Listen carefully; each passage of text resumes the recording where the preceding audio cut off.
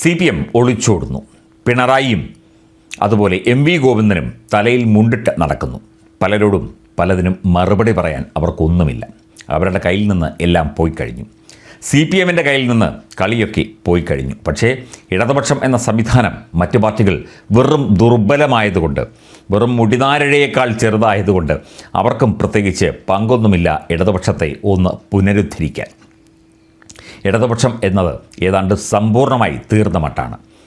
ഒരു യോഗം പോലും ഈ തെരഞ്ഞെടുപ്പ് തോൽവി സംബന്ധിച്ച് CPMലും CPIയിലുമൊക്കെ മീറ്റിങ്ങുകൾ നടന്നു. പക്ഷേ ഒരു LDF യോഗം വിളിക്കാൻ പോലും പിണറായി വിജയനോ ഗോവിന്ദനോ അതുപോലെ തന്നെ TP രാമകൃഷ്ണനോ LDF കൺവീനറോ തയ്യാറാകുന്നില്ല എന്ന വ്യാപകമായ വിമർശനമാണ് ഇപ്പോൾ ഉയരുന്നത്. LDF എന്ന മുന്നണി സംവിധാനത്തിലൂടെയാണ് ഇവർ തെരഞ്ഞെടുപ്പിനെ നേരിട്ടത്.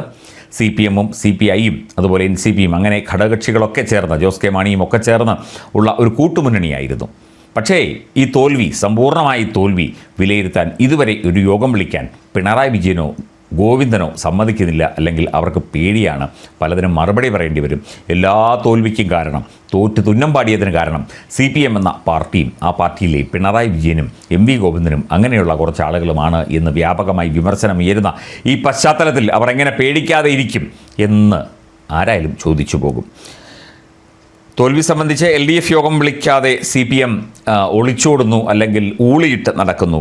ജൂൺ 15 ശേഷം യോഗം വിളിക്കാനായിരുന്നു അവസാന യോഗത്തിലെ ധാരണ. എന്നാൽ ഇതുവരെയും യോഗം ചേർന്നില്ല. വീര്യം കുറഞ്ഞ മദ്യത്തിൻ്റെ നികുതി, PM ശ്രീ വിഴിഞ്ഞം തുടങ്ങിയ വിഷയങ്ങളിൽ കൂട്ടായ പ്രക്ഷോഭം വേണം എന്നും ഘടകകക്ഷികൾക്ക് നിലപാടുണ്ട്. പക്ഷേ ഒന്നും നടക്കുന്നില്ല. CPM ഒറ്റയ്ക്ക് പ്രതികരിക്കുന്ന രീതി മാറ്റണമെന്നും ഘടകകക്ഷികൾ അഭിപ്രായപ്പെടുന്നു. അതേസമയം CPI ഉപനേതൃപദവി ആവശ്യപ്പെടുമോ എന്ന ആശങ്ക ഇപ്പോഴും CPMന് ഉണ്ട്. നേതൃസ്ഥാനത്തേക്ക് മുഹമ്മദ് റിയാസിനെ കൊണ്ടുവരാൻ ആണ് ശ്രമം എന്ന് അറിയുന്നു.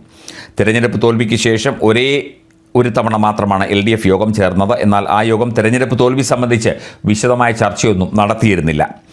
അന്ന് ചേർന്ന യോഗത്തിൽ LDFലെ മറ്റ് ഘടകകക്ഷികൾ തെരഞ്ഞെടുപ്പ് തോൽവി സംബന്ധിച്ച് വിശദമായി പഠിക്കാനായിരുന്നു CPM നിർദ്ദേശം നൽകിയത്.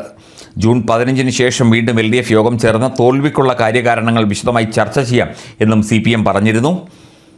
എന്നാൽ ഇത്രയും ദിവസം പിന്നിട്ടിട്ടും ഒരു തരത്തിലും യോഗത്തെക്കുറിച്ച് ആരും ഒന്നും മിണ്ടുന്നു പോലുമില്ല. CPM നേതൃത്വത്തെ ഘടകകക്ഷികൾ ബന്ധപ്പെടുമ്പോൾ എപ്പോൾ യോഗം വിളിക്കും എന്നത് സംബന്ധിച്ച് വ്യക്തമായ വിവരം നൽകുന്നില്ല. LDF കൺവീനർ TP രാമകൃഷ്ണൻ ചികിത്സയിലാണെന്നായിരുന്നു ഒരാഴ്ച മുമ്പ് വരെ പറഞ്ഞത്. എന്നാൽ ഇക്കാര്യത്തിലും ഇപ്പോൾ വ്യക്തമായ മറുപടിയില്ല എന്നാണ് LDFലെ മറ്റ് ഘടകകക്ഷികൾ പറയുന്നത്. മദ്യനികുതിയിൽ അടക്കം സംസ്ഥാന സർക്കാർ പ്രതിരോധത്തിലായ സാഹചര്യത്തിൽ അത് LDF ആയുധമാക്കണം എന്ന് ഘടകകക്ഷികൾ ആവശ്യമുയർത്തുന്നുണ്ട്. എങ്കിലും ഈ വിഷയങ്ങളിലൊന്നും തന്നെ കൃത്യമായി പ്രതികരിക്കാനോ ഇടപെടാനോ CPMനോ മറ്റ് CPIക്കോ ഒന്നും തന്നെ സാധിക്കുന്നില്ല എന്ന വിമർശനം നേരത്തെ തന്നെ ഉണ്ടായിരുന്നു. LDF യോഗം വിളിച്ച് മുന്നണി എന്ന നിലയിൽ UDFനെതിരെ പ്രക്ഷോഭം സംഘടിപ്പിക്കണമെന്നും ഘടകകക്ഷികൾ ആവശ്യപ്പെടുന്നു.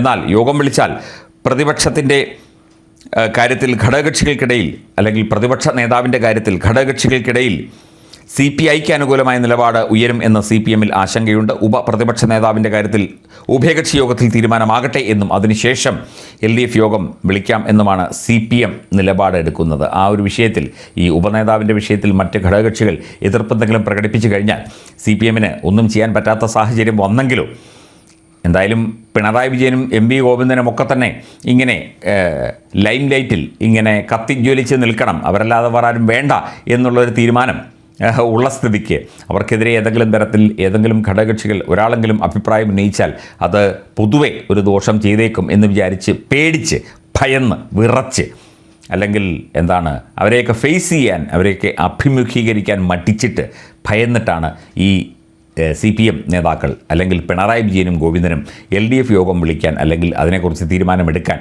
ഇപ്പോൾ വൈകുന്നത് എന്നാണ് ഘടകകക്ഷികളിൽ ചിലർ പറയുന്നത്. അതാണ് സത്യവും.